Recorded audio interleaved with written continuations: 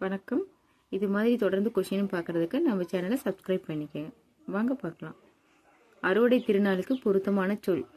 பொருந்தாத சொல் போகி. பொருந்தா வினைமரபை கண்டறிக. முறுக்கு உண்டார். மேதை எதிர்ச்சொல் பேதை. புனையினும் புல்லெனும் நட்பு.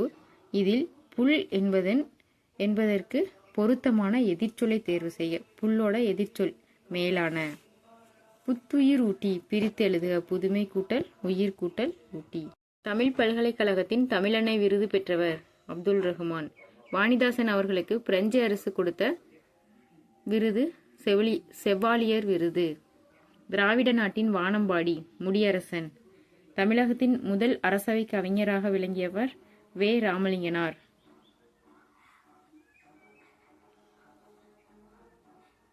அகநானூறு பற்றிய கீழ்கண்ட கூற்றுகளில் எது சரியானது?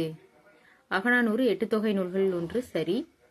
இந்நூலினை நெடுந்தொகை என்று அழைப்பர். சரியானது. 10 பாட்டு நூல்களில் ஒன்று. தவறு. 8 தொகை நூல்களில் ஒன்று தான் அகநானூறு. அப்போ 1, 2, 4 சரியான ஆன்சர். புலவர் பலரால் பாடப்பட்ட 400 பாடல்களை கொண்டது. கம்பர் தாம் இயற்றிய நூலுக்கு இட்ட பெயர் ராமாவதாரம். கம்பராமாயணத்தில் 1000 அம்பிக்கு நாயகன் என குறிப்பிடப்படுபவர் குகன். மையோ மரகதமோ மறிகடலோ மலைமுகிலோ ஐயோ இவனடி வென்பதோர் அழியா அழகுடையவன் என்று வருணித்தவர் கம்பர். குறவஞ்சி என்பது சிற்றிலக்கியம். தமிழ் விடு தூது நூலின் பாட்டுடை தலைவன் மதுரை சொக்கநாதர். வீரமா முனிவர் இயற்றிய நூல் தேம்பாவணி. மடலேறுதல் என்னும் துறையை பயன்படுத்திய ஆழ்வார் திருவாலிசை ஆழ்வார். தேம்பாவணியின் பாட்டுடை தலைவன் சூசை முனிவர். தன்மணல் இலக்கண குறிப்பு. தன்மணல் இலக்கண குறிப்பு பண்பு தொகை. பொறுத்துக. இடுகுறி பெயர். இதில் இடுகுறி பெயர் பாருங்க. இடுகுறி பொது பெயர் கேட்டிருக்கிறாங்க. காடு. இடுகுறி சிறப்பு பெயர்னா அது பனை. காரண பொது பெயர் பறவை. காரண சிறப்பு பெயர் மரங்கொத்தி. பண்பு பெயர் இடம்பெற்ற தொடரை குறிப்பிடுக. தமிழ் இலக்கிய வளமுடையது. தமிழ் இலக்கிய வளமுடையது பண்பு பெயர். இது பாருங்க. கடலலையின் வேகம் மிக இன்று அதிகமாக உள்ளது. இது ஒரு அரேஞ்ச் இல்லாமல் இருக்குது. நம்ம கரெக்டாக அரேஞ்ச் பண்ணணும். இப்படி இன்று கடலலையின் வேகம் மிக அதிகமாக உள்ளது. இது சரியான ஆன்சராக இருக்கும். சென்றான் வேர்ச்சொல் செல். இகழ்ந்தனர் என்ற சொல்லின் வேர்ச்சொல் இகழ். மீ என்னும் ஓரெழுத்து ஒரு மொழிக்குரிய பொருள். மீனா மேலே. இதுக்கு எதிர்ச்சொல் கேட்டாங்கன்னா கீழே. அதை பார்த்துட்டு அப்புறமா ஆன்சர் பண்ணுங்க. நா ஓரெழுத்து ஒரு மொழிக்குரிய பொருள் நாவு. ஒளி வேறுபாடு அறிதல். இந்த அறைனா பாதி, இந்த அறைனா அறைதல். அறை பாதி, அறை அறைதல். திராவிடர் என்ற சொல்லை இடைக்காலத்தின் முதலாக குறிப்பிட்டவர் குமரிலப்பட்டர்.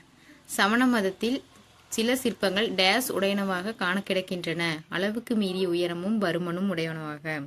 அடுத்து ஒரு பொறுத்துக. ஆன்சரை மட்டும் பார்த்துக்கலாம். உண்மை சுடும் ஜெயகாந்தன். கலைக்க முடியாத ஒப்பனைகள் வண்ணதாசன். பாலைப்புறா சு. சமுத்திரம். இரவின் அறுவடை வண்ணதாசன். பாளையம் ராசபாளையம் என்று ஊர் பெயர்களுடன் பாளையத்தை சேர்த்து வழங்கிய மன்னர்கள் நாயக்கர்கள். காமராஜரை கல்விக்கண் திறந்தவர் என்று பாராட்டியவர் தந்தை பெரியார். வீரமாமுனிவர் தமிழ் எழுத்துக்களின் எவ்வடிவத்தை திருத்தி எழுதி சீர்திருத்தத்தை மேற்கொண்டார். வரி வடிவம். துரைமாணிக்கம் என்பது பாவலரேறு பெருஞ்சித்திரனார். யான் பெற்ற இன்பம் பெருக இவ்வையகம் என்று பாடியவர் திருமூலர். நந்தவனத்தில் ஒரு ஆண்டி அவன் 4 மாதமாய் குயவனை வேண்டி என்னும் பாடலை பாடிய சித்தர் கடுவெளி சித்தர். சித்தர்களில் ஆதி சித்தர் திருமூலர். எழுதப்படாத பாடல் டேஸ் எனப்படுகிறது. நாட்டுப்புற பாடல். இறைத்த நீர் போல. இவ்வுவமை விளக்கும் பொருள் பயனற்ற செயல். உவமையால் விளக்கப்பெறும் பொருத்தமான பொருள் மடை திறந்த வெள்ளம் போல தடையின்றி மிகுதையாய். இது என்ன வினைன்னு நம்ம கண்டுபிடிச்சு சொல்லணும். இப்ப கவிதாவால் உரை படிக்கப்பட்டது. ஆள் வந்திருக்குது. படிக்கப்பட்டது அப்படின்னு கொடுத்துருக்காங்க. அப்போ அது செயற்பாட்டு வினை வாக்கியம். பாண்டியர்களின் கப்பற்படை தளம் கொற்கை. ஓடையிலே ஊறுகின்ற தீஞ்சுவை தண்ணீரே, உகந்த தண்ணீர் இடைமலர்ந்த சுகந்த மணமலரே என்று இறைவனின் திருவடிகளை பாடியவர் ராமலிங்க அடிகள்.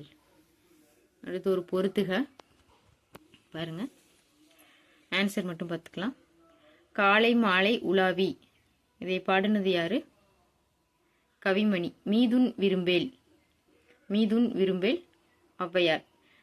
திடம்பட மெஞ்ஞானம் சேரவும் மாட்டார் திருமூலர். மருந்தென வேண்டாம் யாக்கைக்குன்னு வந்தா திருவள்ளுவர்.